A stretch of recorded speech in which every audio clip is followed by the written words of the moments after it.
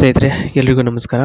ಇವತ್ತಿನ ಈ ಒಂದು ಪ್ರೊಫೈಲ್ ಬಂದ್ಬಿಟ್ಟು ಕುಸುಮ ಅಂತೇಳಿ ಸ್ನೇಹಿತರೆ. ಇವ್ರದ್ದು ಊರು ಬಂದ್ಬಿಟ್ಟು ಉಲ್ಲಾಳ ಅಂತ ಹೇಳ್ಬಿಟ್ಟು ಬೆಂಗಳೂರು ಹತ್ರ ಬರುತ್ತೆ.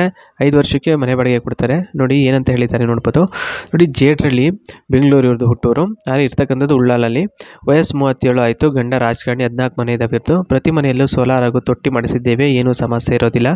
ಮನೆ ಮಾತ್ರ ಶುದ್ಧವಾಗಿ ಇಟ್ಕೋಬೇಕು. ನೀರು ಹೇಮಾವತಿ ಬರುತ್ತೆ. 2 ದಿನಕ್ಕೊಮ್ಮೆ ಬಿಡ್ತಾರೆ. ಏನು ಕಿತ್ತಾಡುವ ಅನಿವಾರ್ಯತೆ ಅಥವಾ ಮಾತುಕತೆ ಆಗಲಿ ಇರೋದಿಲ್ಲ. ಅಕ್ಕಪಕ್ಕದವ್ರ ಜೊತೆ ತುಂಬಾ ಖುಷಿಯಾಗಿ ಜಾಲಿಯಾಗಿ ಇರ್ಬೋದು ಅಂತ ಹೇಳಿದ್ದಾರೆ.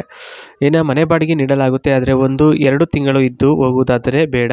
ಏನಿಲ್ಲ ಅಂದರೂ 5 ವರ್ಷಕ್ಕೆ ಆದರೆ ಓಕೆ, ಮನೆ ಬಾಡಿಗೆ ಕೊಡ್ತಾರೆ. 2-3 ತಿಂಗಳು ಇರೋದಾದರೆ ಬೇಡವೇ ಬೇಡ ಅಂತ ಹೇಳಿದ್ದಾರೆ. ಇನ್ನು ಯಾವ ಗೋಡೆ ಮೇಲೂ ಸಹ ಏನು ಬರಿಬಾರ್ದು. ಎಷ್ಟು ಚೆನ್ನಾಗಿ ಇಟ್ಕೋತೀರಾ ಅಷ್ಟು ನಿಮಗೆ ಒಳ್ಳೆಯದು.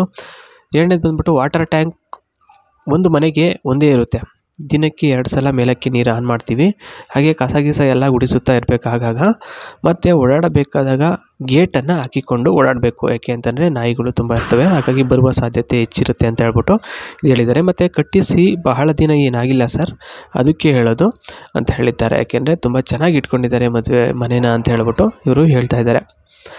ಇನ್ನು ನೆಕ್ಸ್ಟ್ ಬಂದ್ಬಿಟ್ಟು ಹೌಸ್ ಕ್ಲೀನಿಂಗ್ ಬಗ್ಗೆಯೂ ಇಲ್ಲಿ ಹೇಳಿರ್ತಕ್ಕಂಥದ್ದು. ಮೊದಲನೇದಾಗಿ ಕನ್ನಡ ಭಾಷೆ ಬರಬೇಕು, ಏಕೆಂದರೆ ಇಂಗ್ಲೀಷ್ ಅರ್ಥ ಆಗೋಲ್ಲ. ಹಾಗೆ MSc ಆಗಿದೆ, ಆದರೆ ಮನೆಯಲ್ಲಿ ಮಾತಾಡೋದು ಕನ್ನಡ ಭಾಷೆ.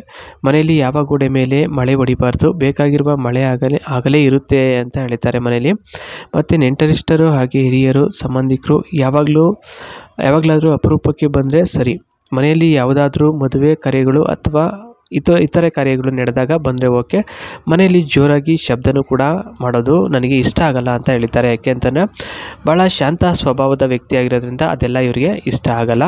ಇದೆಲ್ಲನೂ ಕೂಡ ಮಾಡೋದು ಒಪ್ಪಲ್ಲ ಅಂತಕ್ಕಂಥ ಮಾತನ್ನು ಇಲ್ಲಿ ಹೇಳಿದ್ದಾರೆ.